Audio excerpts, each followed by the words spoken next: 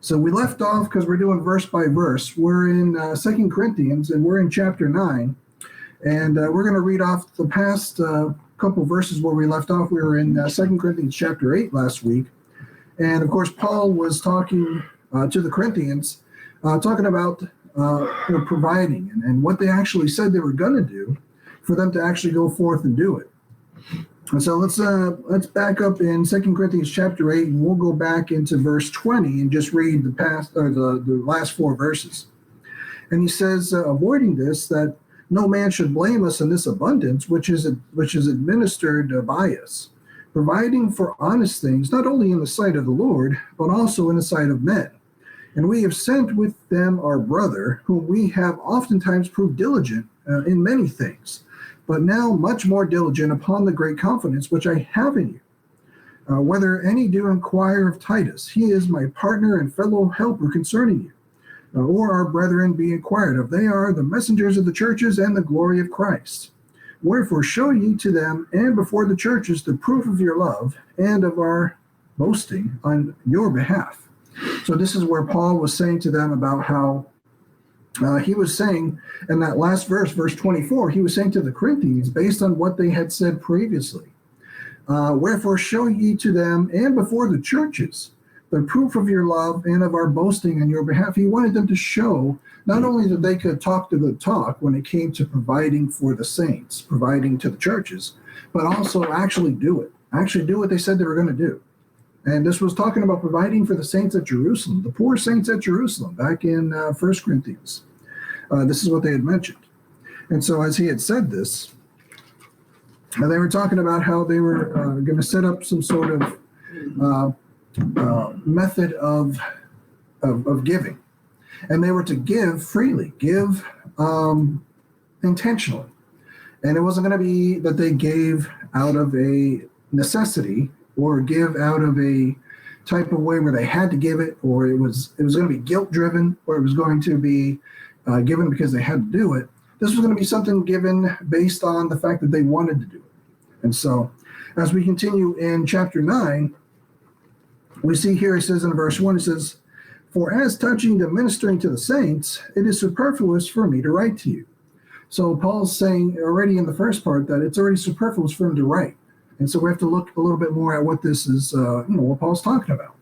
So we're going to allow the Bible to be its own dictionary, because we want to take the Bible literally, number one. We don't want to go to the Greek. We don't want to go to any of these other languages. We want to allow the Bible to be perfectly preserved in English, as it should be. And so when we do this, we're going to go to Leviticus chapter 21, verse 18. And in Leviticus chapter 21, verse 18, we're going to go there intentionally because we're going to look at the word superfluous. When Paul says it's superfluous for me to write to you, well, what's that mean? If Paul's going to say these terms, well, we got to see where else do we find that word in the Bible. And we're going to find this in Leviticus chapter 21 in verse 18.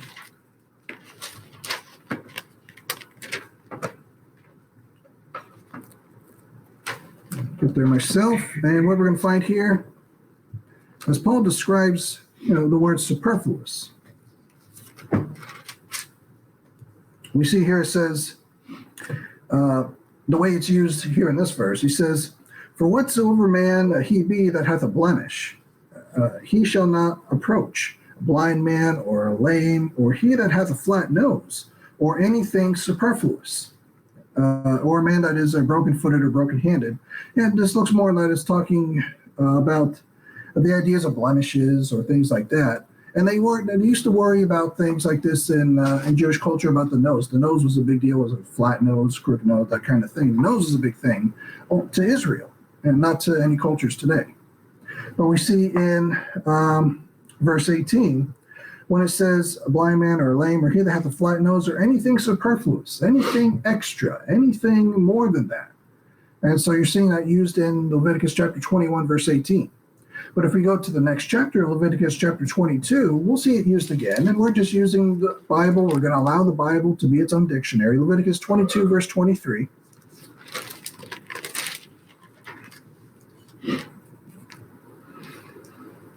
I believe it's 22, 23. Yeah. And he says here, as he continues on talking, he says, either a bullock or a lamb that hath anything superfluous or lacking in its parts, that mayest thou offer for a freewill offering, but for a vow it shall not be accepted.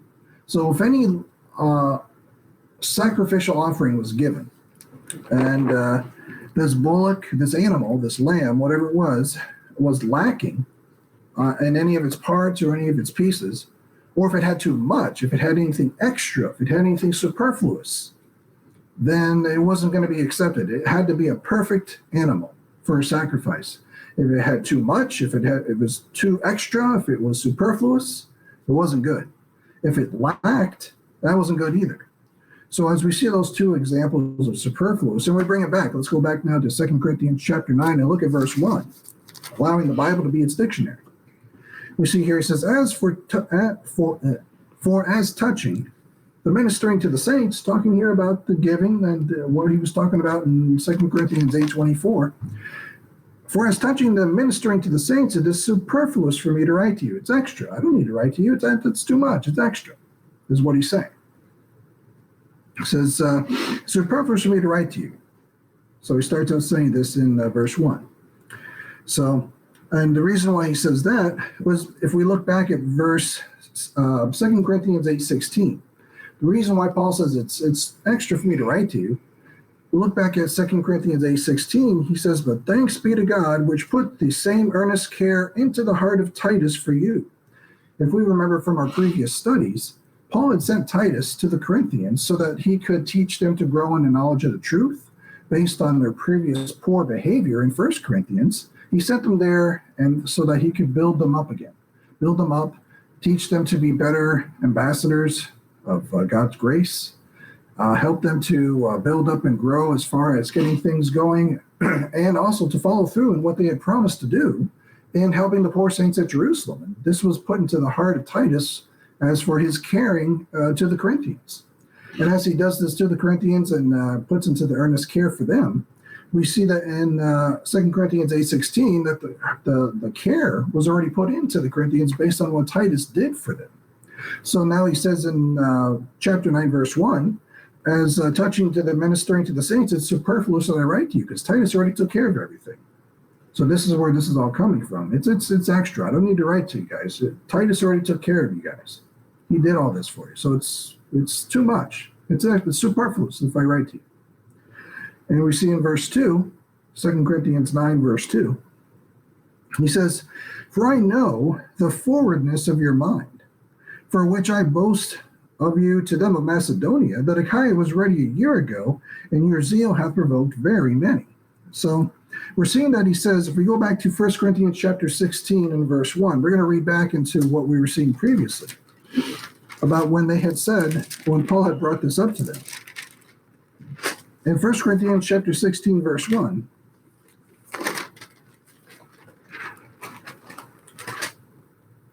how it starts out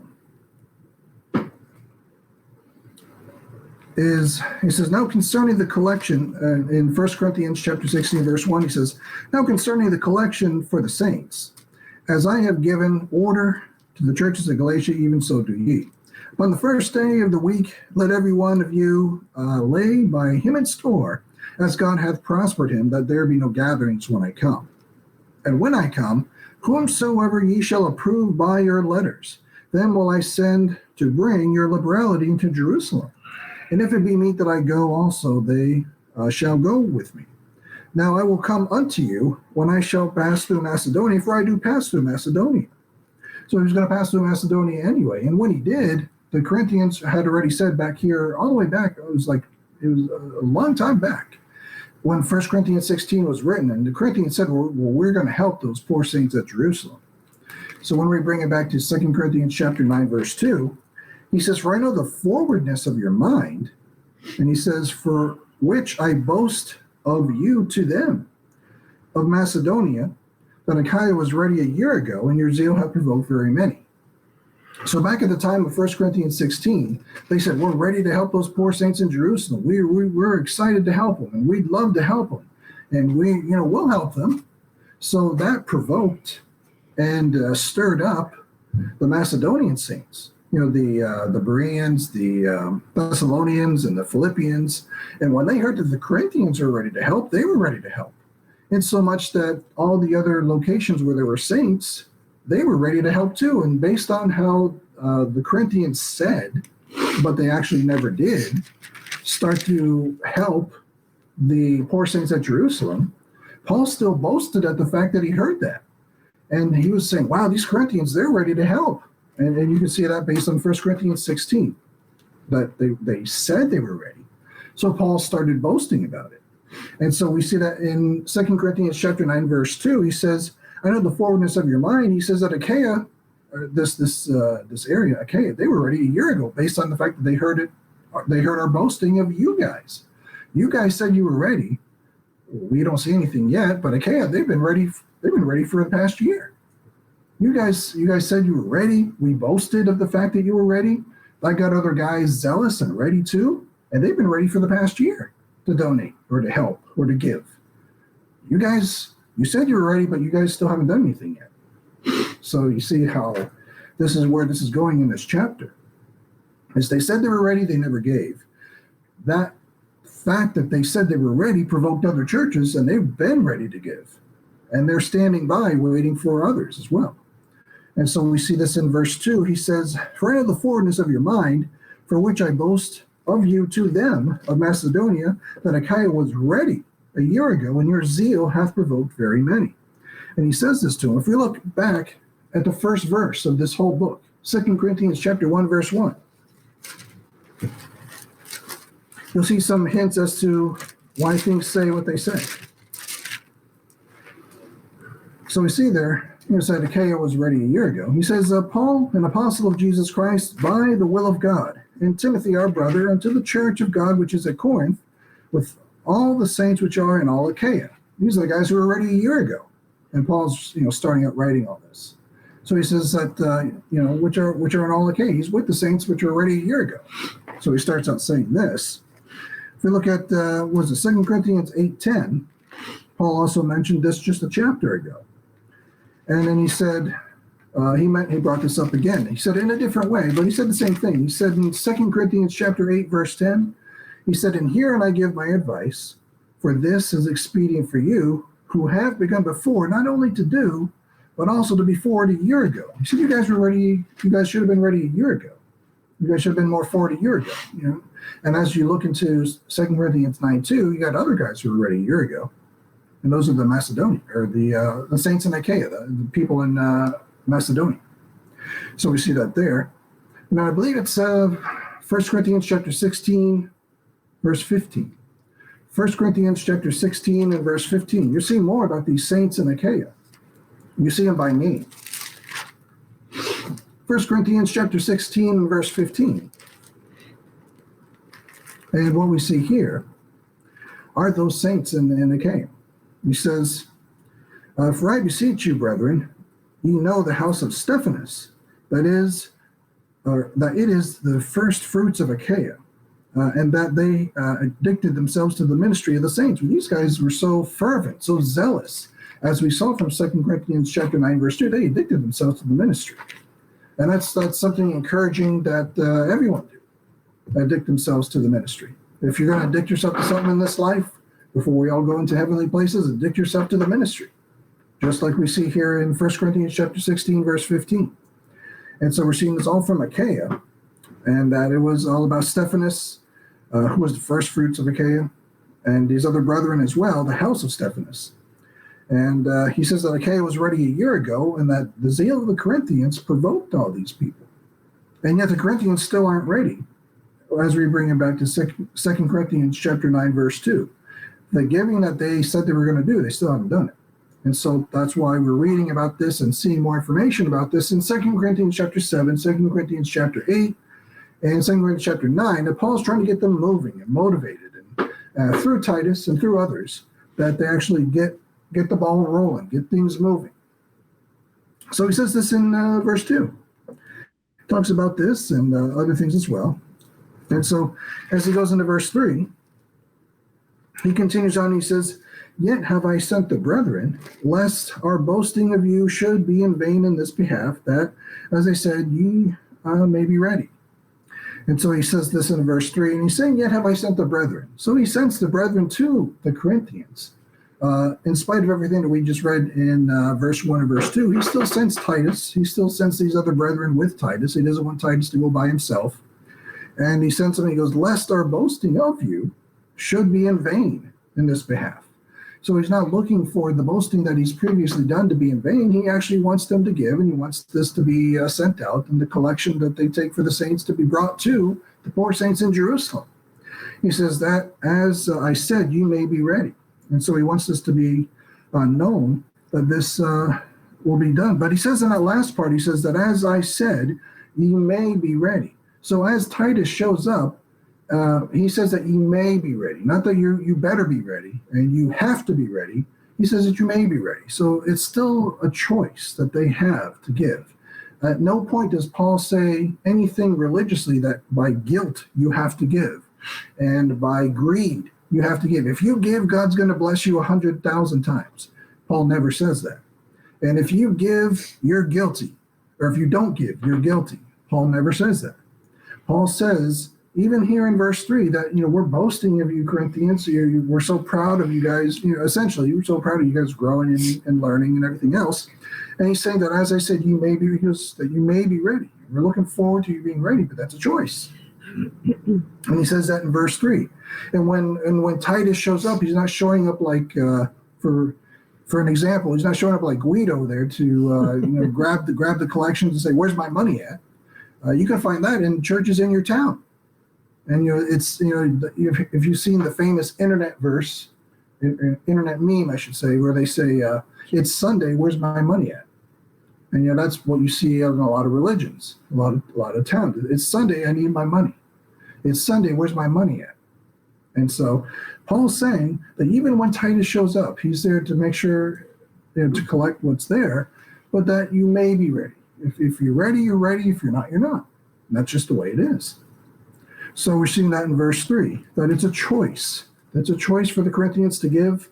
And they said they would, but even though they said they would and they do or they don't, that's their choice. That's an option. That's something that grace is all about. It's it's from the heart. It's not a religious thing. So we see that in verse 3. And then if we look also at Titus chapter 3, verse 1, see the correlating verse that goes along with this. Titus chapter 3, verse 1 is a good help. Good cross-referral to this. The whole point that goes along with this in Titus chapter 3, verse 1 is talking about the fact that they could be ready, that they may be ready, that they should be ready. It goes with Ephesians chapter 2, verse 10. We won't go there. But it says that, that we are his workmanship, that we should do good works. But Titus chapter 3, verse 1 says, put them in mind to be subject to principalities, to powers, and powers, to obey magistrates, to be ready to every good work. So we should be ready for every good work. And again, you should be. And so we see that in Titus chapter 3 in the verse 1. And then we bring it back to 2 Corinthians chapter 9, verse 3, where he says, as I said, ye may be ready. Then he says that there. Then as you go into verse 4, he says, less happily, if they of Macedonia come with me and find you unprepared, we, that we say not ye, should be ashamed in this same confident boasting. So as he continues on, he talks about, he sets up a scenario. And he says in verse 4, he says that less happily, if, creating a scenario, if they of Macedonia come with me and find you unprepared, we, that we say not ye, should be ashamed in the same confident boasting. So, of course, we're going to see that second word in the verse, in verse number 4, less happily. So, of course, happily, what's that mean? Happily. And is it like happily or of course, we're going to let the Bible define the Bible again. We're going to let the Bible be its own dictionary, and we're going to look up the word happily. So let's go to Mark chapter 11, verse 13. We're going to see that word again, and we're going to look up Mark chapter 11, verse 13. Of course, go in there just to read that word again, look it up, see how it's used, and let the word happily be defined so we can go back to the verse and see it again. Mark chapter 11, verse 13. And what we see here, it says, and seeing a fig tree afar off, having leaves, he came, if haply he might find anything thereon. And when he came to it, he found nothing but leaves, for the time of the figs was not yet. And so you're seeing here in verse 13, he's talking about coming up to a fig tree. And it says, seeing a fig tree afar off, having leaves, he came, if haply, if by chance, he might find anything. So you're seeing there a possibility that he might find something.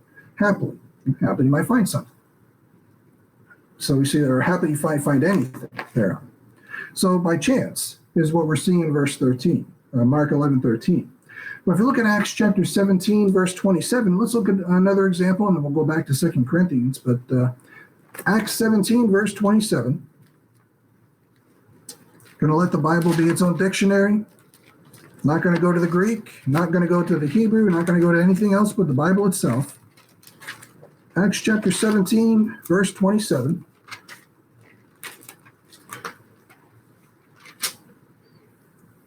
And let's see. It says that they should seek the Lord, if haply they might feel after him and find him, though he be not far from every one of us. So again, that same concept of something being by chance. It says that they should seek the Lord if by chance or happily they might feel after him and find him, though he be not far from every one of us. So as we bring it back, and we're reading this here in verse 4, 2 Corinthians chapter 9, verse 4, it says, less happily, or by chance, as he creates in a scenario, if they of Macedonia, those saints that were already ready to give, and they're prepared, they're ready, they're golden, they're good. If they come with Paul and find the Corinthians unprepared, and they're still not ready to give, even though they were the ones who said first that they were the ones ready to give, it says, we, that we say not ye, should be ashamed in the same confident boasting. So Paul's saying, if these guys come with us and they find you unprepared, and you were the ones who said first you're ready to give, we're not looking to be ashamed in our confident boasting. We were the ones boasting. So we don't want we, that we say not ye, should be ashamed in this boasting. Do you want us to be ashamed of this boasting that we did of you guys, or what? So this is where Paul's going. This is the kind of tone, or the kind of concept where Paul's going in 2 Corinthians chapter 9, verse 4. He said, guys, you want me to be ashamed of this boasting? If he says, think if the Macedonians came, the ones who gave or prepared to give after you. First they heard that you were prepared to give, then they were ready to give, and we come back to you guys and you're still not ready to give. How does that look? Do you want us to be ashamed of this confident boasting that we have of you guys, or how does this sound? This is where Paul's going with this. So he says this in verse 4. And so as he continues with this, he says more about this. Even he said this in the previous verses as well. If we go back and we read more about this in 2 Corinthians chapter 8, and I believe it was all the way even in verse 1. As we start out in 2 Corinthians chapter 8, verse 1, we saw this about the saints in Macedonia. And this is why we said this. We'll refresh this a little bit and read just the first 5 verses. But in 2 Corinthians 8, verse 1, he said, moreover, brethren, we do you to wit of the grace of God bestowed on the churches of Macedonia, how that in a great trial of affliction, the abundance of their joy and their deep poverty abounded unto the riches of their liberality. For to their power I bear record, yea, and beyond their power they were willing of themselves, praying us with much entreaty that we would receive the gift, and take upon us the fellowship of the ministering to the saints. And this they did, not as we hoped, but first gave their own selves to the Lord, and unto us by the will of God. So they went on describing this in 2 Corinthians 8 in the first 5 verses. And of course, by the time you got to the end, in 2 Corinthians 8:24, which we already read, he said, wherefore show ye to them and before the churches the proof of your love and of our boasting on your behalf. So the fact that they were boasting, Paul brings it up multiple times. Wants to make a point to the Corinthians and lets them know this. So we see that in verse 4. As he continues on in verse 5, he says, therefore, based on everything that's there, he says, therefore I thought it necessary to exhort the brethren, that they would go before unto you and make beforehand your bounty, whereof ye had noticed before, that the same might be ready, might be ready as a matter of bounty and not as of covetousness. So Paul's going to send them out there and exhort, meaning, of course, to encourage or to urge. And bounty, we'll look up bounty, because bounty only shows up one other time in the Bible. And again, third time tonight, we're going to let the Bible be its own dictionary. But when we see here in verse 5, is therefore I thought it necessary to exhort, encourage or urge the brethren, that they would go before unto you, Titus and everybody else, that they would go unto them and make up beforehand your bounty. So they would go to them and they would make up that bounty. They'd collect the bounty. They would collect that necessary collection, which they call the bounty. But if we look more at the concept of the bounty, the definition of it, the more accurate biblical understanding of it, we're going to go to, as we see it again in the Bible, 1 Kings 10:13.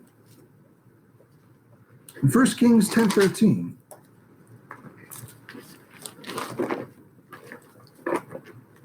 it's the only other time you see this word in the Bible.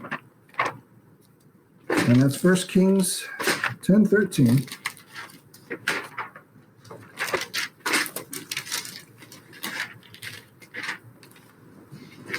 It's going to be talking, of course, about King Solomon. He's got a lot of bounty. He's got a lot of stuff and things like that.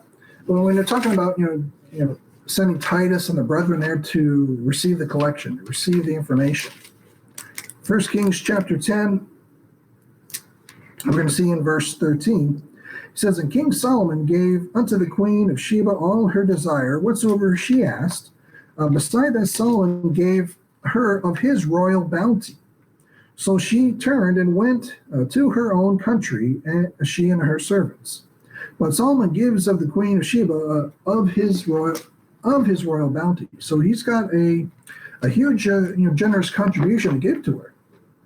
And so he gives, a piece of it, or he gives of it to her, a generous contribution of this bounty. And so we're seeing the bounty is by definition, a generous contribution. So as we plug that back in, we go back to 2 Corinthians chapter 9, and we see that in verse 5. He says, Therefore I thought it necessary to exhort the brethren, that they would go before unto you and make up beforehand your bounty, that generous contribution. You saw it with Solomon and the queen of Sheba. Now you're seeing this here with Paul. He says, Make up beforehand your bounty, whereof ye had noticed before, that the same might be ready as a matter of bounty and not as of covetousness. So he's letting them know ahead of time, Corinthians, when these brethren show up, it's not a matter of covetousness. They're not there as they're collecting your stuff, as they're collecting your things, as they're collecting. It's not covetousness. It's not. Don't think, well, these guys are here to collect my stuff. It's not about covetousness. It's a matter of the bounty that you guys said you were going to give.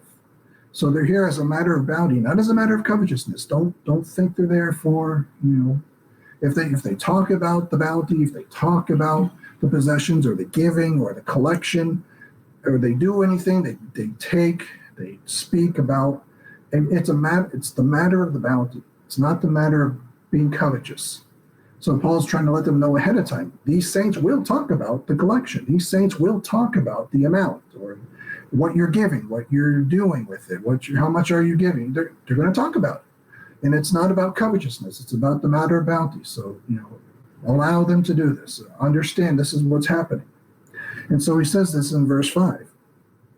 The same might be ready, so be ready for this, as a matter of bounty and not as of covetousness. And so covetousness is, the kind of concept where you're greedy for things. You're greedy for this, for money and things like this. And this is the kind of concept where a lot of people are like this, and not only in the unsaved world, but in the matter of people who are saved as well. They can be covetous. And so we see that in verse 5. So as he continues with this, he's continued to talk about this. And then he says in verse 6, and here's a good famous Pauline verse that we're getting into now. 2 Corinthians 9 verse 6, he says, But this I say, he which soweth sparingly shall reap also sparingly, and he which soweth bountifully shall reap also bountifully. Verse 7, every man according as he purposeth in his heart, so let him give, not grudgingly or of necessity, for God loveth a cheerful giver. So as he's concerning the situation that he's looking at, this is how grace giving goes about today in the dispensation of grace. He says, but this I say, he which soweth sparingly shall reap also sparingly. And so this plugs in a lot to, if we look at Galatians chapter 6, verse 7. In Galatians 6 and verse 7, Paul says the same thing to the Galatians as well. They were concerned about a type of a law giving. They were sort of focused on everything from circumcision to other issues as well. Tithing would be a part of the law that they would have put themselves under if this is where the path that they were going to go under. But I believe it's Galatians 6, 7, Paul says to the Galatians, be not deceived, God is not mocked. For whatsoever a man soweth, that shall he also reap. For he that soweth to his flesh shall of the flesh reap corruption. But he that soweth to the Spirit shall of the Spirit reap life everlasting. And so he mentions this to the Galatians. But as we see here again in 2 Corinthians 9, 6, as he's talking about the matter of the bounty, the collection, and everything else, he's saying, but this I say, he which soweth sparingly shall reap also sparingly. And he that soweth bountifully shall reap also bountifully. And so we're seeing that in verse 6 as he talks about this. And you're seeing the issue of sparingly versus bountifully. And you can apply this to pretty much everything in the grace life, work or food or living as a whole in general. You sow sparingly, you reap sparingly. This is how things operate today. When you see these lies taught in religion of how if I give $100, God's going to bless me back with $1 million. Well, that's actually no. It's actually what you reap, you sow. So if you are reaping wicked things, you're going to reap back corruption. Or if you're sowing wicked things, you reap back corruption. If you're sowing spiritual things, you're going to reap back, spiritual things. And this is where you're seeing this. This is how things operate today. This is how things work today. And so you see this when it comes to your skills and your health. And if you want to talk about health and wealth, you plug that into 2 Corinthians 9, verse 6 and 7, and Galatians chapter 6, verse 7 and 8. Reaping and sowing, reaping and sowing. Look at your health. What are you doing about your health? That's the concept. What are you doing about your wealth or how are you taking care of your money? What are you doing about it? That's reaping and sowing. Sowing and reaping. What are you doing about the way you're living? That's the concept. And so you see that that's how it comes with skills and food and money and grace giving and grace living in general. That's the idea today with everything.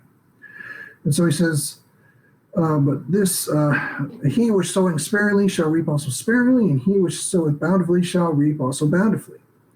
And it says, every man according as he purposeth in his heart, so let him give, not grudgingly or of necessity, for God loveth a cheerful giver. And so verse 7 goes on to say, every man according as he purposeth in his heart. And that's where we look at when it comes to giving and everything else, according as he purposeth in his heart. So it's going to be all about what you give from the heart. And it's not going to be about tithing and 10%, which is what we're going to go to after this verse. Is we're going to stop at verse 7 and go into a study on tithing to go into the next, say, 20 minutes or so. And so it's going to talk about, it's not going to be about tithing. You're not under the law today. You're saying that according to as he purposes in his heart, so let him give. This is not grudgingly. Grudgingly, you're not going to be, having a grudge in where you feel that if you don't give, or you're going to be forced. You're not going to be forced, and you're not going to be in a grudging way. If you look at just as a spiritual lesson, you go to 1 Peter chapter 4, verse 9. We're going there just to look at a listen to what Peter says. We're not going there to apply it. We're not Peter. We're not the little flock. We're not Jews. But Peter does say something we want to learn from.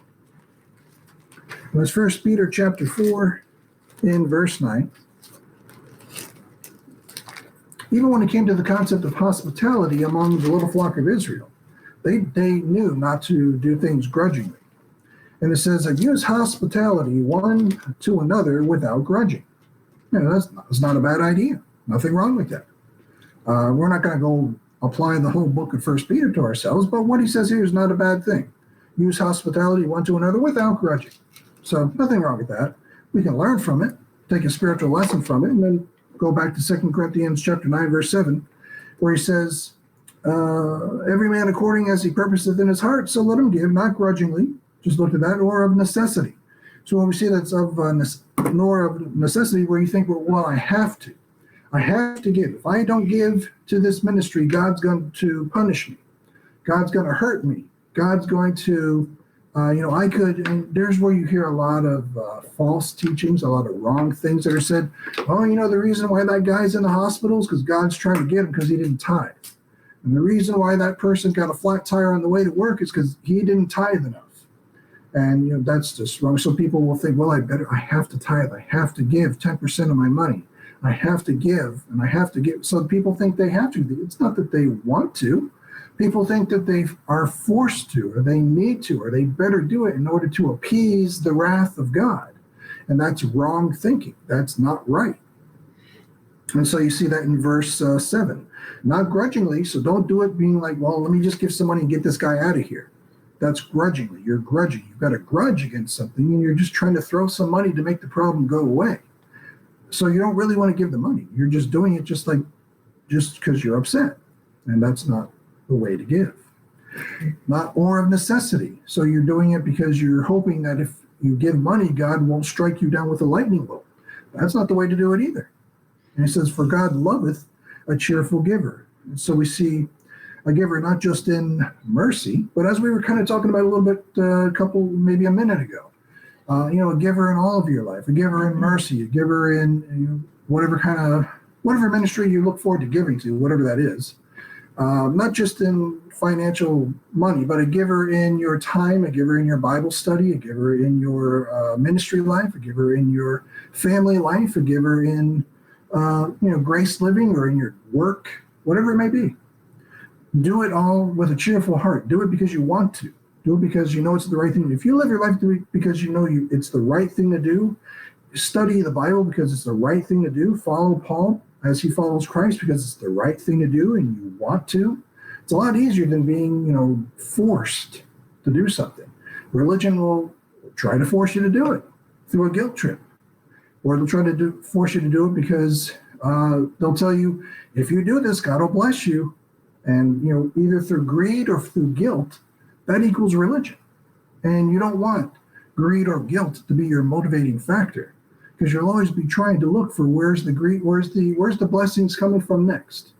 And that's the wrong motivation.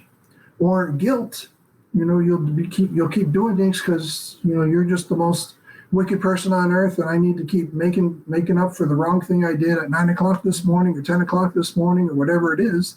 And it's, again, the wrong motivation. So what we're going to do is we're going to stop here in verse 7, but we're going to keep going.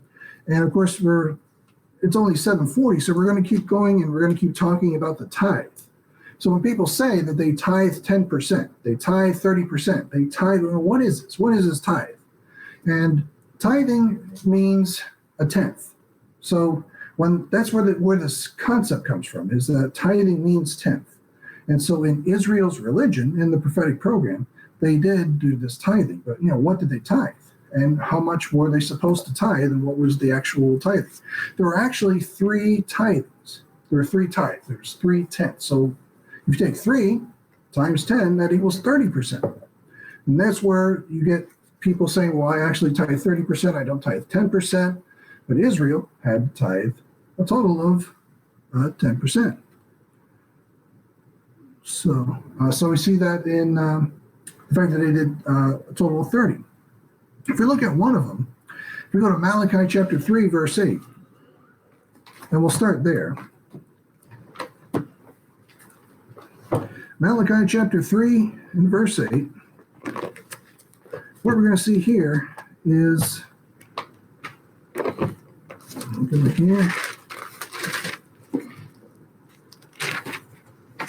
going to see a common verses used in the tithing scheme, I'll call it, because this works for Israel. This was for them, when it came to tithing for a storehouse, and the storehouse would be a source of where they would keep their provision, this is what Israel had to do. And so we see here in verse 8, it says, "Will a man rob God? Yet ye have robbed me. But ye say, wherein have we robbed thee? In tithes and offerings. Ye are cursed with a curse, for ye have robbed me, even this whole nation." That'd be Israel, that's not us. "Bring ye all the tithes into the storehouse, that there may be meat in mine house, and prove me now herewith, saith the Lord of hosts, if I will not open you the windows of heaven, that and pour you out a blessing, that there shall not be room enough to receive it." So, of course, he's talking here about, if they do start tithing, if this nation Israel starts tithing again properly, then there's going to be so much provision that they won't be able to hold all this provision, and it's going to go into the storehouse. But number one is the fact that they provide a tithe for a storehouse and a temple and things like that. If we look further at that, in Deuteronomy chapter 14, verse 27, the first tithe is for a storehouse, for temples, things like that. And that's where we see this not only in Malachi chapter 3, verse 8 through 10, but also in Deuteronomy chapter 14 and verse 27. That's Deuteronomy 14, verse 27.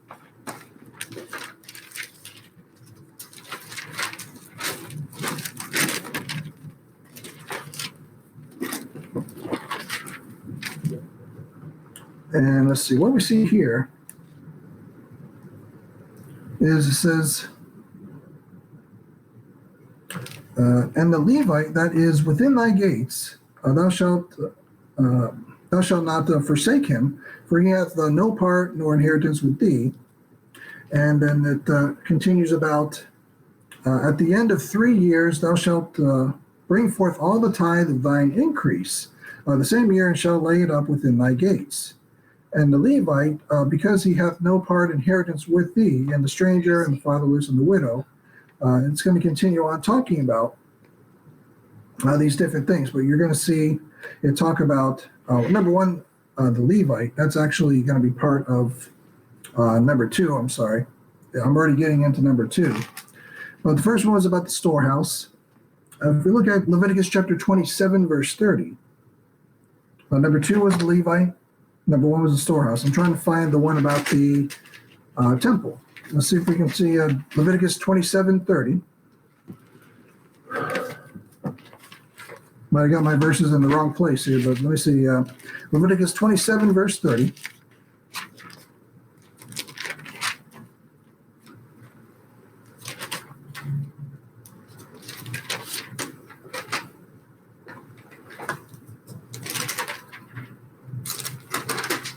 And let's see if we got this here. Yeah, you do. Is this it here? Yeah. It says, "And all the tithe of the land, whether of the seed of the land or of the fruit tree, is the Lord's. It is holy unto the Lord. And if a man will at all redeem aught of his tithes, he shall add thereto the 5th part thereof. And concerning the tithe of the herd or of the flock, or whatsoever passeth under the rod, the 10th shall be holy unto the Lord. And he shall not search whether it be good or bad, neither shall he change it. And if he change it at all, then both it and the change thereof shall be holy. He shall not be redeemed." And so you're seeing it talk about this here, but it also talks a little bit more about this throughout the concept of Leviticus chapter 27, and it breaks it down all throughout these last verses of the chapter. So to back up a little bit, the tithe for the temple and the storehouse was Malachi chapter 3, verse 8 and 10. Then we saw a little bit in Leviticus chapter 27. Then as you go in, we look at the second one. Now we're going from 1 to 2. We started talking about it for being for the Levites. And that was Deuteronomy 14, verse 27. Now if we look at Numbers chapter 18, verse 20. Numbers chapter 18, verse 20 should be the same thing. Hopefully I didn't mess that up. Numbers chapter 18, verse 20.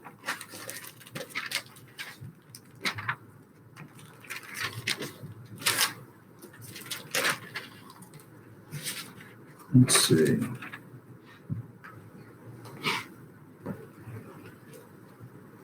got that? Yeah, let's see. Yeah. Continues to talk about the tithe for the Levite. So we saw 10% for the temple and for the storehouse. We saw Deuteronomy 14 for the Levite, and this one as well. That's Numbers 18, verse 20. Says, and the Lord spake unto Aaron, thou shalt have no inheritance in their land, neither shalt thou have any part among them. I am thy part and thine inheritance among the children of Israel. And behold, I have given the children of Levi all the tenth in Israel for an inheritance, for their service which they serve, even the service of the tabernacle of the congregation. Neither must the children of Israel henceforth come nigh the tabernacle of the congregation, lest they bear sin and die. But the Levites shall do the service of the tabernacle of the congregation, and they shall bear their iniquity. It shall be a statute forever throughout your generations, that among the children of Israel they have no inheritance. But the tithes of the children of Israel, which they offer as a heave offering unto the Lord, I have given to the Levites to inherit.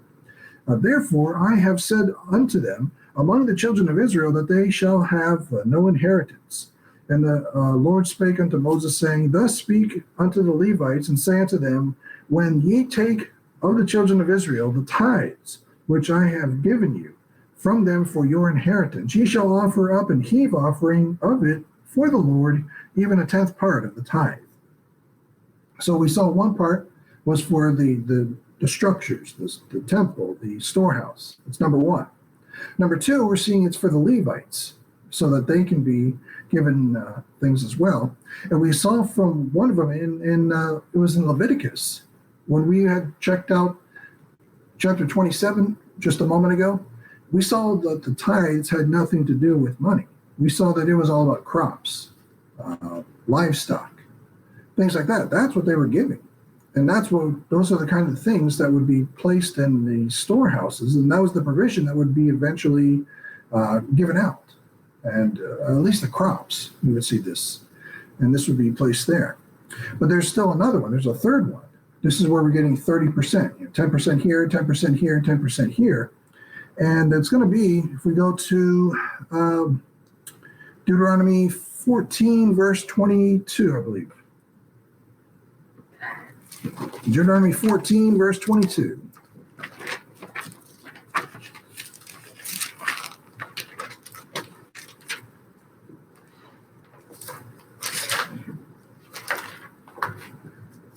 See if I get this right. Trying to figure. This is what I'm looking for. Because what we're going to see here is we're going to see a welfare program set up. And as they give things out to help other people, they're going to keep a little bit for themselves. And Deuteronomy 14, verse 22, here's another 10% they do. It says, thou shalt truly tithe the increase of thy seed, but the field bringeth forth year by year. And thou shalt eat before the Lord thy God in the place which he shall choose to place his name there, the tithe of thy corn, of thy wine, and of thine oil, and the firstlings of thy herds and of thy flocks, that thou mayest learn to fear the Lord thy God always. So you're seeing that this is what the tithe was. When someone says, you need to tithe, you need to bring, write your name on this check. If you go to a church somewhere, write your name on this check and tithe 10%. Show them Deuteronomy chapter 14, verse 23, and say, well, why? Why am I giving you money when the tithe was all about corn, wine, oil, firstlings of the herds, flocks, and so forth? Why am I giving you money for? Israel didn't give money. But here's where they get the concept from, because we're getting into this now. And we see this in verse 23. When you get into verse 24, here's where the concept of money comes in. It says, and if the way be too long for thee, so if it's too far for them to bring these wine and corn and bullocks and livestock and whatever it was, if the way be too long for thee, so that thou art not able to carry it, or if the place be too far from thee, which the Lord thy God shall choose to set his name there, when the Lord thy God hath blessed thee, then thou shalt turn it into money. So there's where they get the money. That's where they're taking this and they're spinning it and they're twisting it and they're saying, okay, here's why you got to give me all your money. It's because if the way was too far and you couldn't carry all this livestock and all this corn and the wheelbarrow or whatever it was, then you could turn it into money. You could exchange it. You could bring it to the 7-Eleven over there in Israel, wherever it was, which I'm joking, didn't exist. But that's where you could, turn it into money, or shekels, or whatever they had, gerahs, or whatever, and bind up the money in thine hand, and shall go into a place which the Lord thy God shall choose. And thou shalt bestow that money for whatsoever thy soul lusteth after. Now you're finding something else here. In verse 26, and thou shalt bestow that money for whatsoever thy soul lusteth after, for oxen, or for sheep, or for wine, or for strong drink, and for whatsoever thy soul desireth. And thou shalt eat there before the Lord thy God, and thou shalt rejoice, thou and thine household. And then we get into that previous verse that we already got into a little bit earlier. But in verse 26, you're seeing that after they bring this and they start helping out others, and it's going to lead into this in just a minute. It's talking about what this ultimately leads to is a welfare program. It's in verse 29 of Deuteronomy 14. The reason why they bring everything that they bring, and if it's too far, then they turn it into money, is verse 29. And the Levite, because he hath no part in inheritance of the inheritance with thee, and it's for the stranger, for the fatherless, and the widow, which are within thy gates, shall come and shall eat and be satisfied.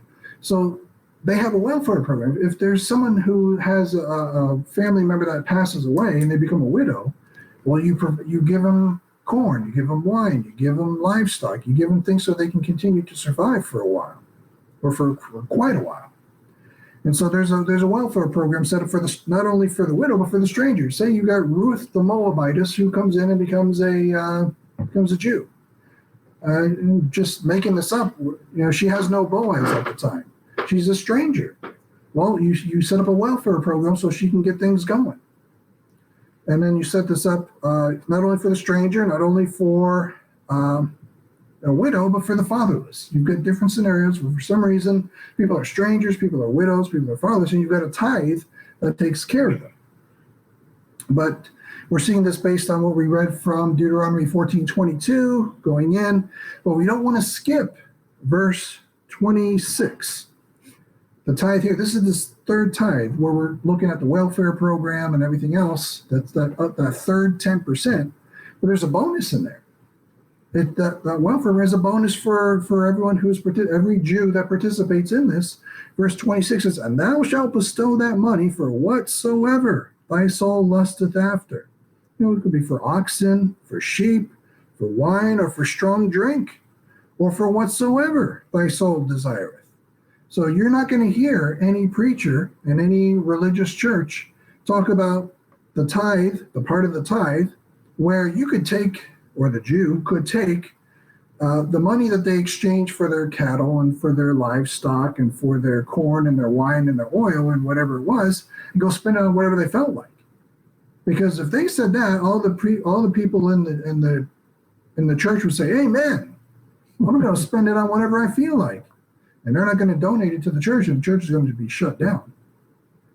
So you see that in Deuteronomy 14:26. That not only were they to help the fatherless and the widow, but they would take a portion of it and spend it on whatever they felt like. And so you see, that's a 30% tithe that you see there. There was the law. That was just a portion of 613 points of law that Israel had to do. And so this is what it means when you hear about tithing. That this is what Israel had to do in their nation. They don't do it today. We're not supposed to do it today. We have nothing to do with tithing. What we just studied in 2 Corinthians chapter 9 is grace giving. Grace giving is when you give because you do it from the heart. You do it because you want to. You can give whatever you want. You can give as little as you want. You can give as much as you want. You can give however you want. It's not a comparison where I'm checking to see, should I give as much as this guy's giving? Should I give as little as this guy's giving? What's this guy giving? How should I compare and contrast? There are grace mid-acts dispensational churches where they keep the box in the back and they don't even know how much you give until they look at it later on and they see what they get later. But they're not focused on you and what you're giving. They're focused on how much they can help you. help you grow in the knowledge of the truth, help you learn, help you understand your Bible, help you with your ministry, help you with your family, help you with your life in Christ. And that's what everything's about. So with that, I think I've got through all my notes.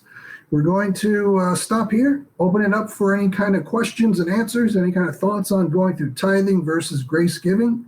We'll continue, of course, with 2 Corinthians next time.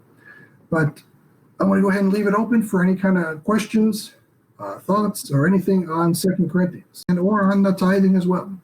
Well, I think you said last week about don't give out of what you don't have either. Yeah. Paul said that. Yeah. So don't take out a loan, go into debt, and all that kind of stuff. Yeah. Yeah. Absolutely.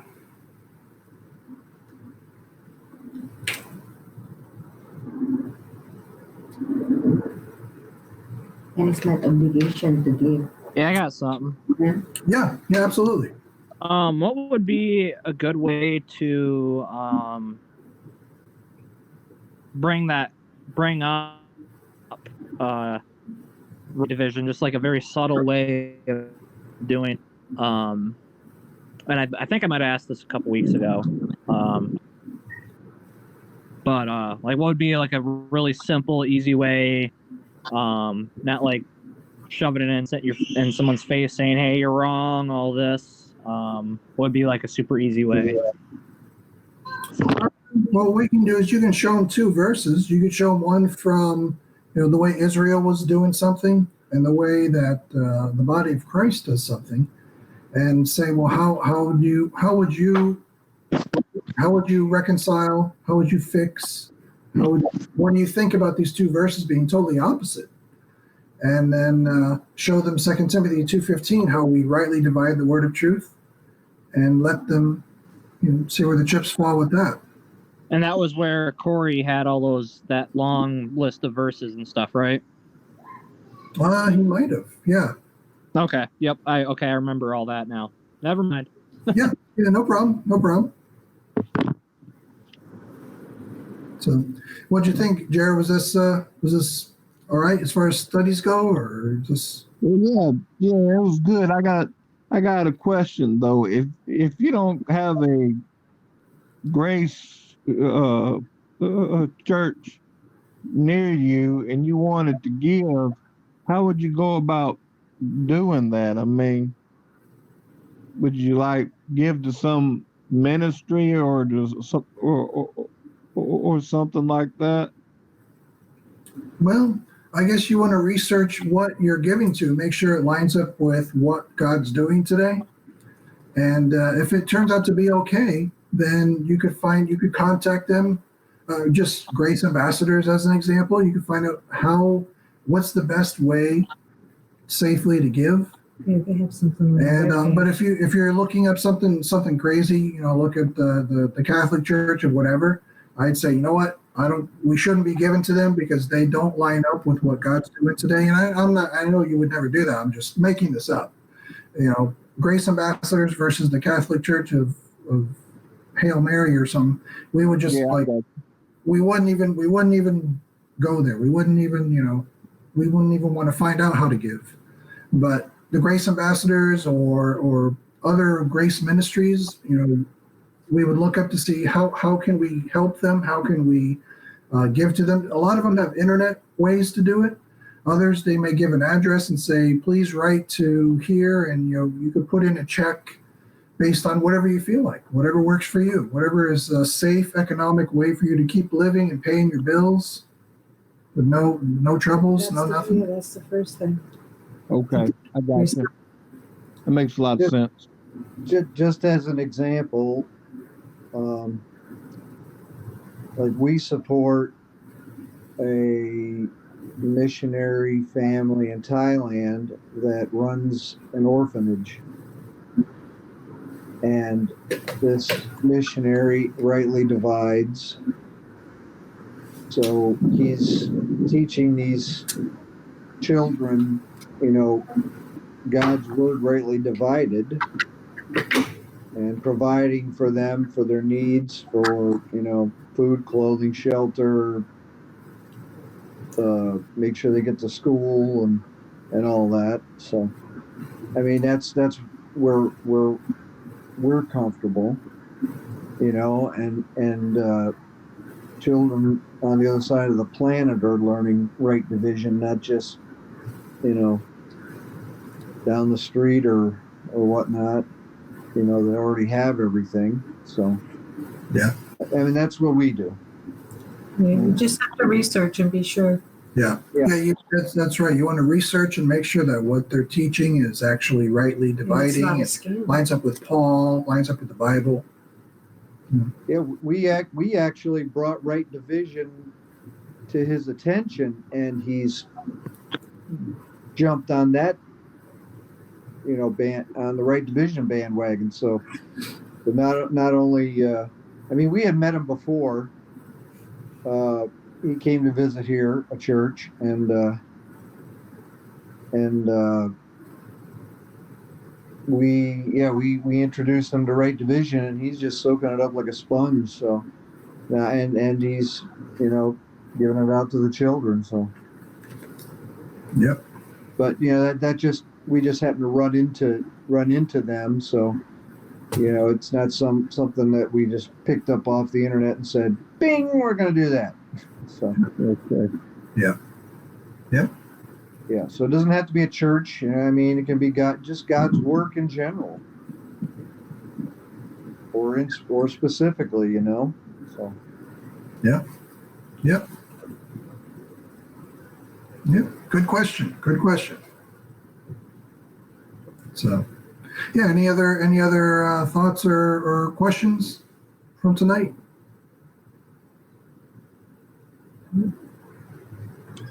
What I do is,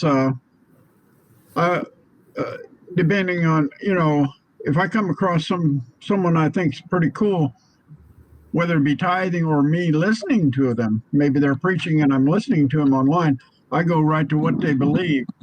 If their belief is pretty sound, then I can be pretty assured that whatever time I spend or money I decide to send their way is used as I would use it if I was in their ministry. Mm-hmm. Jim, they tell me I'm pretty cool. You want to send a check? Oh, I don't know what your ministry is. No, I don't know. You got a statement of faith I can check out? It involves Oreo. Yeah, I'll make one up for you. I'm looking to buy a 56 Chevy. Oh, okay. Oh boy. Yeah, but I mean, if you're thinking, well, this guy seems pretty cool, and you read his beliefs, and he doesn't even believe in the Trinity or something, you're going to say, whoa, maybe I better not listen to him, let alone give him any money.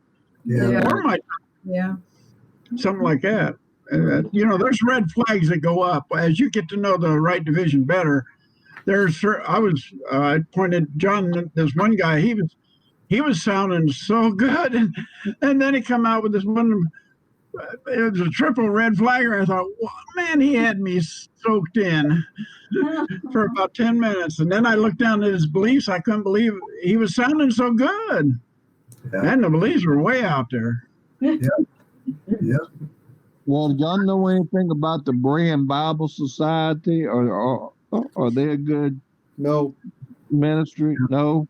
Yeah. Well, They know right division, but they teach a lot of Greek, and they use a lot of they use any Bible, and I should say any I Bible. didn't know that. So that's not a good thing. Justin Okay, I didn't know that. Justin, Well, Grace Ambassadors, just commented that yet once again, Berean Bible Society sadly was saying that the church, the body of Christ, falls under the umbrella of the covenant. Yes, that's right. He did. Yeah. Justin just put So that yeah, out. they rightly divide, but then they go off the road of right division, and they They're still off on tangents, yeah. yeah. well, I think they get into Hebrews wrong. I think that's what one of my mentors was telling me, that they just messed Hebrews all up. The original guy, the founder, I guess. But the biggest problem is that while they sound so good, they question the King James, and I'm pretty staunch on King James being the Word of God. I mean, preserved Word of God, and to question it, to They put have in some- other Greek words for meaning, I don't like that too well. They have some weird turns in there in their right division. So I didn't know that. Okay. yeah, Well, it's hard to catch stuff like that, Jared. When Yeah. they sound so good, I mean, Yeah, sometimes you listen for a while and it takes a while before something sneaks out. Yeah. it's not always easy to be a good discerner, that's for sure, because people are so convincing. Well, I Yeah. got something to add on to that. Kind of like a counter argument.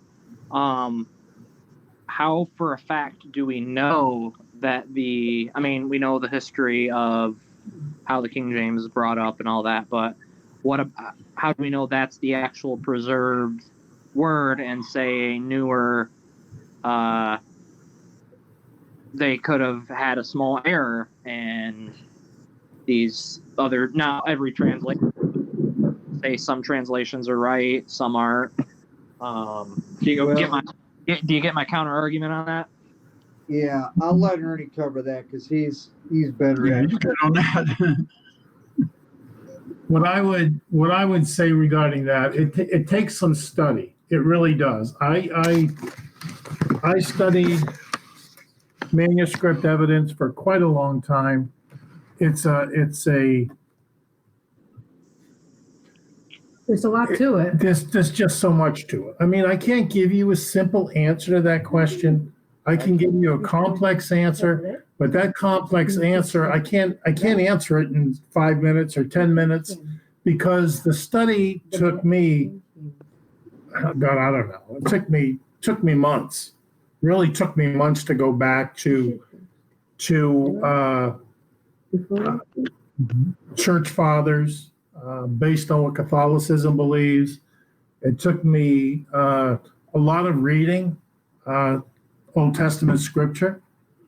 It just took a great deal. But let me shorten it up a little bit, because what I can tell you is this: there were two types of manuscripts, and those manuscripts were considered majority text, and those manuscripts were considered minority text. Now, the minority text, majority of them were based on Vaticanus, which obviously the first 6 letters, Vatican, will tell you what that is. 7 letters will tell you what that's about. And then Sinaiticus, which is considered minority text, in part because it was found in a trash can burning in the Sinai in a monastery, and they took it out and saved it from totally burning and so forth, and they used that as evidence as well as manuscript evidence. Well, neither one of those go along with the majority text. And the majority text is including all the old texts, Aramaic, Hebrew, Greek, and so forth and so on. But the scholars who were put together to do the King James Version, they all knew. They didn't all know.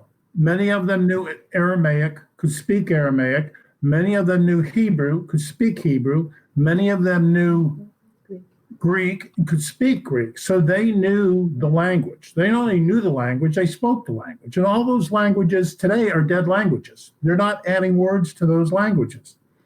You will not go to the Hebrew, or you will not go to the Aramaic and find a word for the internet, or find a word for something you hear today very commonly, because those languages are dead. Yeah, they're done. They no longer add terms, or they no longer add words to any of those languages. So the scholars at that time, they had all the majority text.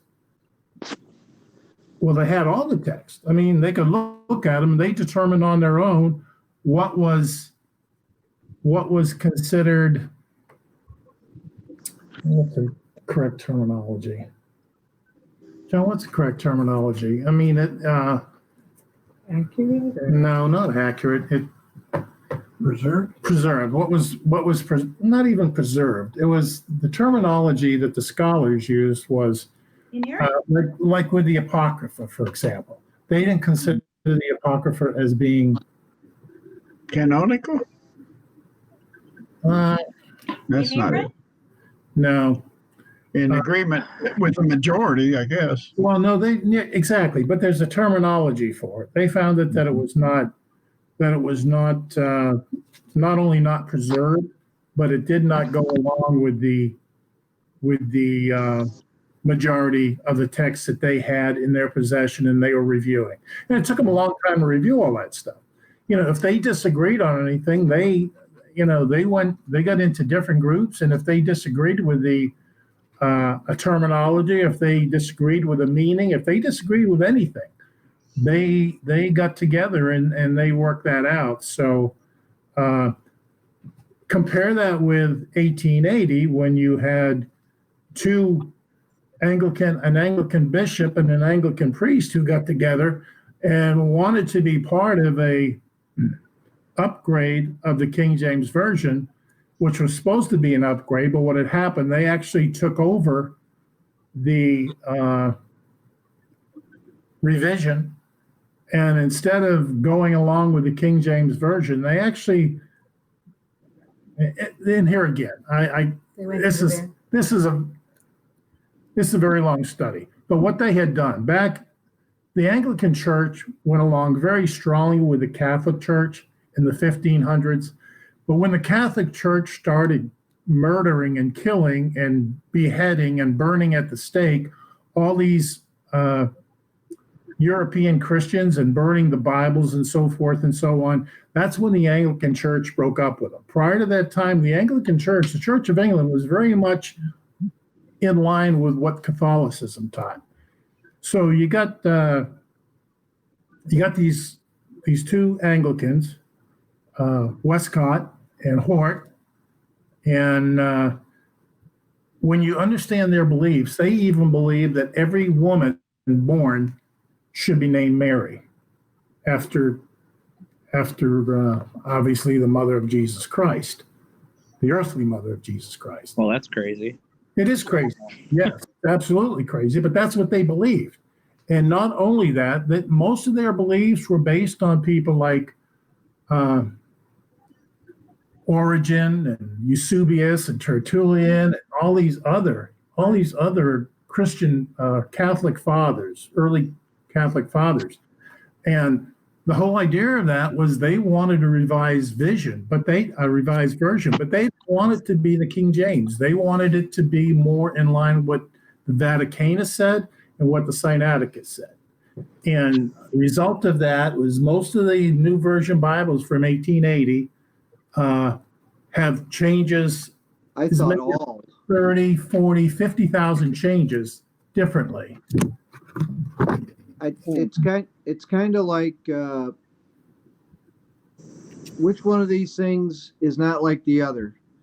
You've got the King James, which has the lineage of preserved texts, and when the scholars put the King James together, they looked at all of the previous Bibles, they looked at the Latin Vulgate, they looked at everything that was out there, even the bad stuff, the Westcott, well, not the Westcott Hort, but the Vaticanus and Sinaiticus, and they took all of that into consideration. But the King James has the majority text, which has the unbroken lineage from the beginning, and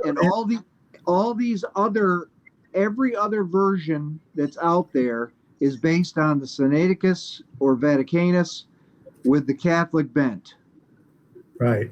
But in addition to that, you have to understand also that going as far back as you want to go, that there was a tribe, well, not as back as far as you want to go, but back to the time of the early Jewish faith, there were there was a tribe of scribes that would do nothing but go over scripture, because everything, of course, at that time was written on reeds. It was written on papyrus, animal skins, and so forth. Yeah. So over time, that would wear out, obviously, and it would be hard to read. But before it got to that point, the scribes would actually get together, and they would check each other's work. rewrite, and then they would have groups that would check, other scribes who would check to make sure that that word was being preserved correctly. Okay. So, you've got all these things, and that's just a part of it. I mean, there's just so much to it. I can't possibly do it justice. I can just give you a little bit that may help you understand what we're referring to as far as majority text and minority text. I mean, to me, it was a fascinating subject, and I'm not a student, believe me, and they'll tell you by any stretch of the imagination, I am not a student, but when I find something I'm interested in, I research it to the point where, I understand when I'm done why these scholars in England used all these texts and why it took so long to get it right. Okay, so going off of that, John sent the providential preservation of the text of the New Testament, and I see off from the Martin Luther Bible, it goes to Reformation and Protestantism. So would, in a very broad answer to this question, would you say Protestant is closer to the most accurate interpretation teaching of the Bible versus, say, Catholicism or something like that? Do you get what I'm asking there? Well, I mean, in a broad brush, but Protestantism has so many denominations that are so wrong that to say yes is not. Say Lutheran for a better, Lutheran. I mean, I have to say no, because they all get lumped under one umbrella, but yet as you research each, what are there, 44,000 denominations, they each go off into the wrong corner. If there was a religious denomination under the umbrella of Protestantism that taught everything that Paul said that had to be taught or was supposed to be taught, we'd all be that denomination right now. A good study you may want to look at is Grace Ambassadors did a seminar, I don't know how many years ago, but it involved the Reformation. So the Reformation was, 2011? No, it wasn't. It was like 2017. 2017. Okay. So we went to a seminar, and the topic of the seminar was regarding the Reformation. Now, that was a very good study because it involved Luther, it involved Lutheran, and a lot of these people who broke away from the Catholic Church, and I don't know if you ever gone. Well, I won't get into that too much. I was just going to say, if you ever gone to a Lutheran church, I grew up. It's not that much different from a Catholic church. Yeah, and most of it is very, very much in line. Now there are differences. Don't misunderstand me. There are differences, but I would say the majority of it is not that far off what Catholicism teaches today. Yeah, right. The closest you're going to get to right is Mid-Acts Pauline dispensational right division. That's it. That's why we're here. Yeah. I mean, you can even go back to the Protestant faith Baptist. I mean, I grew up Baptist for the first 19 years of my life.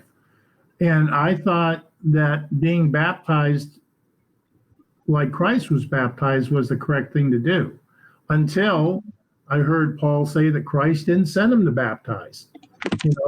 That's not what Christ's intent was with the Apostle Paul. And since we follow Paul the way Paul followed Christ, I mean, you got to kind of choose what is right and what is not right for you today. Yeah. I was thinking how I was explaining that one time in Baptist church, well, Paul got a little older. He couldn't baptize as much, so he wasn't sent then to baptize. But baptism is definitely important. You have to get dipped. You have to get water baptized. They would always rationalize anything that argued with sound reasoning. Of course. Yeah. But you can take them to it and show that you're baptized into Christ's death, so it's not that you're not baptized, you're just not baptized the way Baptists want. That wouldn't be good enough for them, believe me. You can show them. I know. I have brothers and sisters that are still that, so I was going to say on that manuscript evidence that McLean, his manuscript evidence kind of helped me out. Well, actually helped me out quite a bit to realize that the preserved Word of God was established by the King James Bible in the English language instead of the Greek language. It was preserved at one time in the Greek language. Yeah. But that was what they called Koine Greek, or language of the realm, Koine, language of the people. And that was back then, but now we have the language of the people, even in the computers, even though there's computer languages, is really in English throughout the world. So it was established by God's preservation, if you will, of his word in English. Well, and that's made so clear in manuscript evidence in McLean's teaching of the Dispensational Bible Institute, I believe. That's where I would go for establishing my understanding a little bit better, because it is complicated. There's no doubt about that.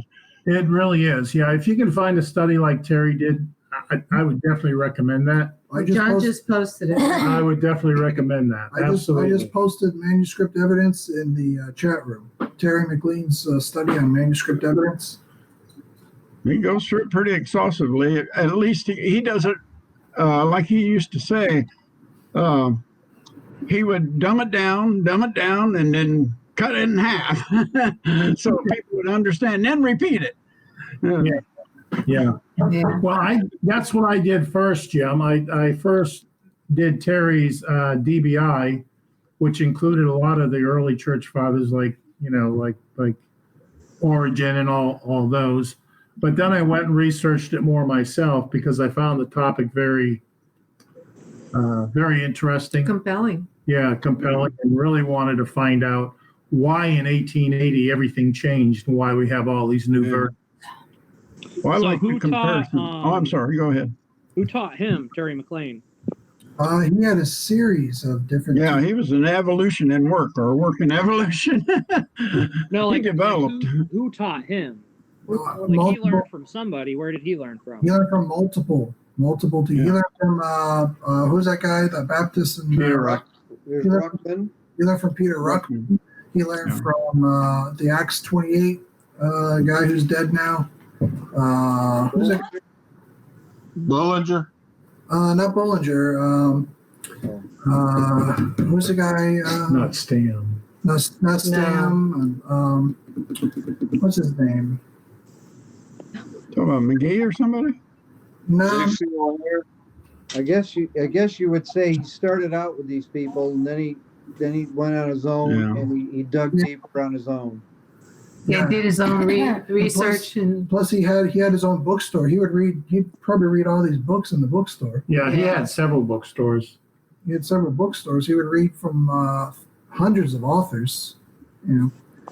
What's the name of the? I got to look him up again. But isn't it true in his bookstore he only carried King James Bibles? Oh yeah. Wouldn't carry. No, he had the other Bibles, but they were trade-ins. That's the only thing he would sell. He would give people credit for the heretic Bibles, which is pretty funny. And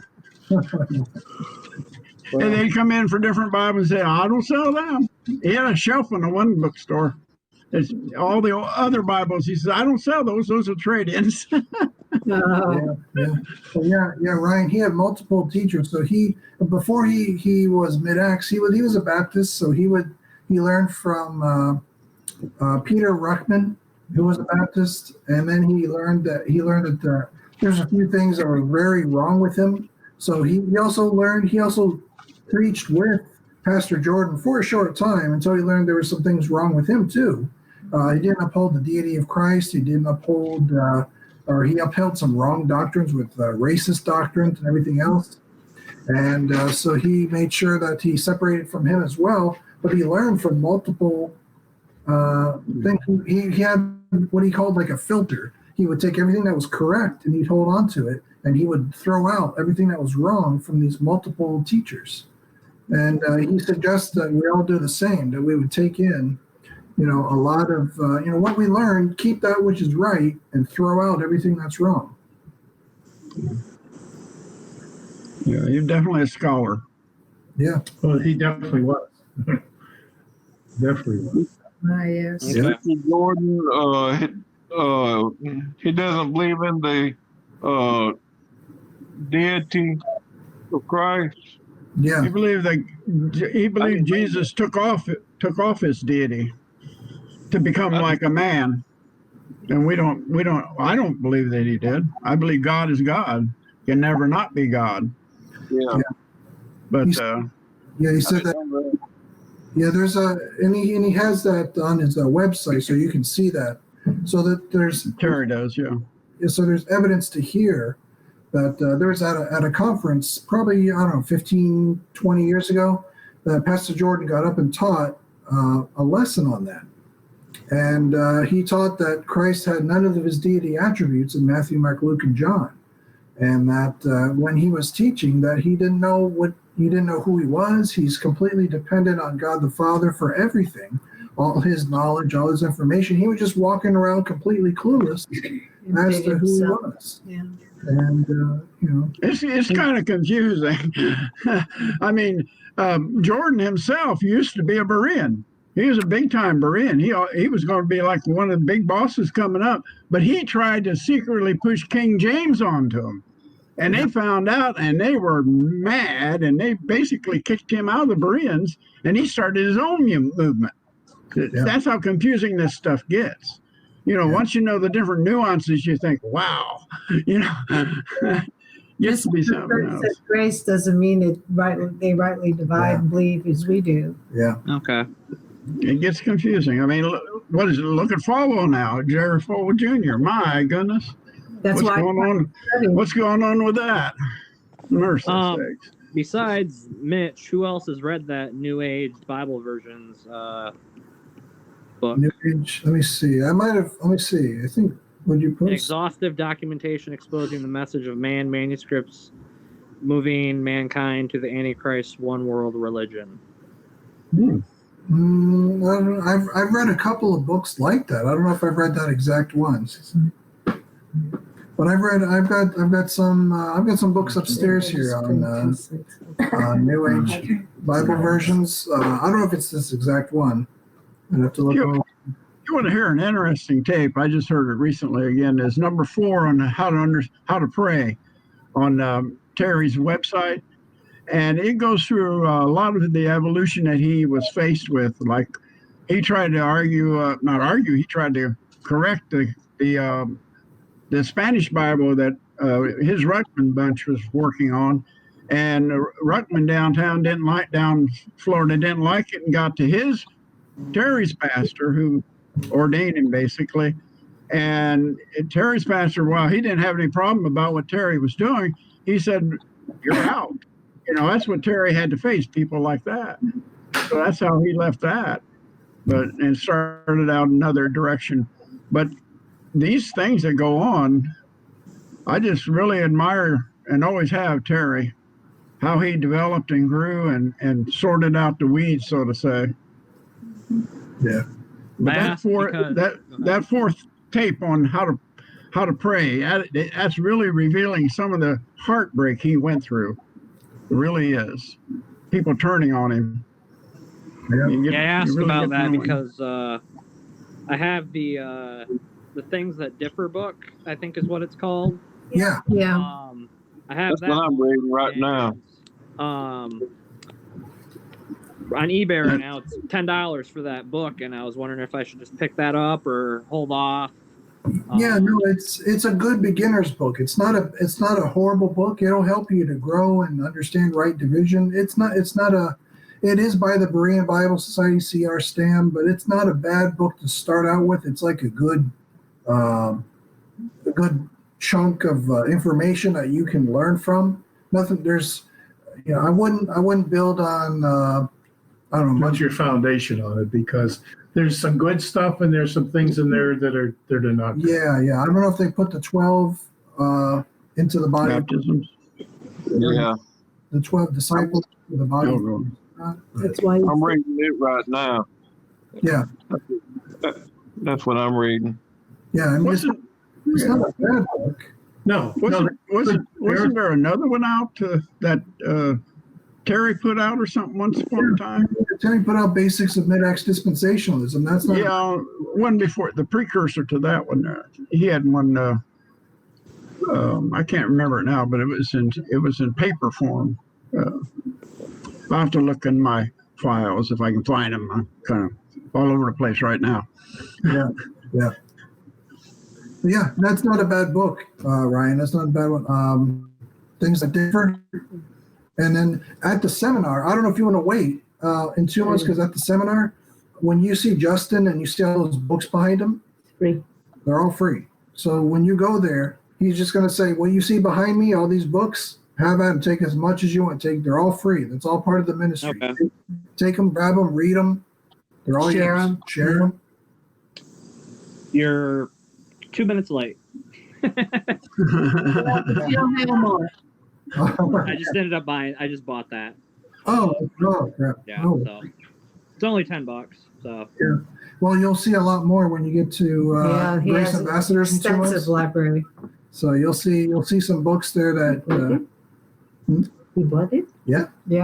There is a website I don't remember it right off now, but you go to it. It's a Grace website where you can get that downloaded free. Now I tell you, I can't remember the website right now though, but that's one of their resources. They'll download several different free books, Well, I think and that's one of them. didn't Justin post on his website where you can get free resources? I think so. You know, like He did at one point. that Yeah. kind of thing. Yeah. yeah. the way I justify it is if I pay for it, better use it. There you go. So you should go. Well, yeah. Yeah. We're looking forward to seeing. I think so far it's Gene, Missy, Ryan, Leslie, us, and anyone else who can make it. Yeah.